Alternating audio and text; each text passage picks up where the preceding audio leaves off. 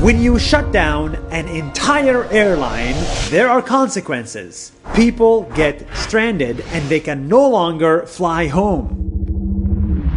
Right now, millions of tourists are stuck in countries that are not their home countries. They find themselves alone with little money, little support, away from their family. Because it's literally impossible and illegal to fly back home. Everything that I'm reading on Twitter and Facebook is saying that the people that are following through with that are unable to get anywhere. So what are these millions of people supposed to do?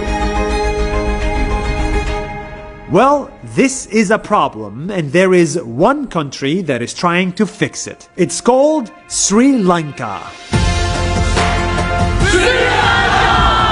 In a small town in Sri Lanka called Ella, 14 tourists got stuck with no money or home. They couldn't fly back, and they couldn't afford a hotel. And that's where Sri Lanka hospitality really shined.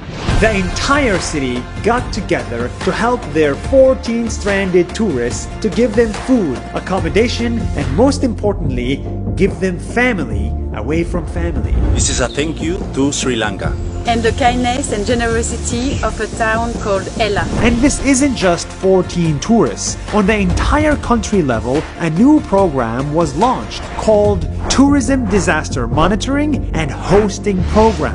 This is meant to support every stranded tourist in the country. If you are a foreigner stuck in Sri Lanka, they will host you, give you a home, give you food and support to survive the lockdown without going bankrupt.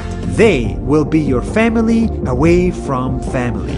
More people need to be aware of these programs because, you see, Sri Lanka is actually not a rich country, it's a developing one. And the truth is, 12.5% of their economy is built on tourism. Tourism used to be the lifeline of the country, and now tourism is dead and the economy is suffering. But even when tourism went down to zero, Sri Lanka continued to treat tourists with dignity and respect. During good times, they love tourists. During bad times, they help tourists. Right now, in many other countries, tourists cannot fly home all around the world, and many of them may not be able to afford a hotel in a lockdown. They too need to be taken care of. Let's hope that tourism comes back to life, and when it does, maybe in 1 year or 2 years, us tourists should finally pay back Sri Lanka for these acts of kindness. We should visit their country, stay in local hotels, and help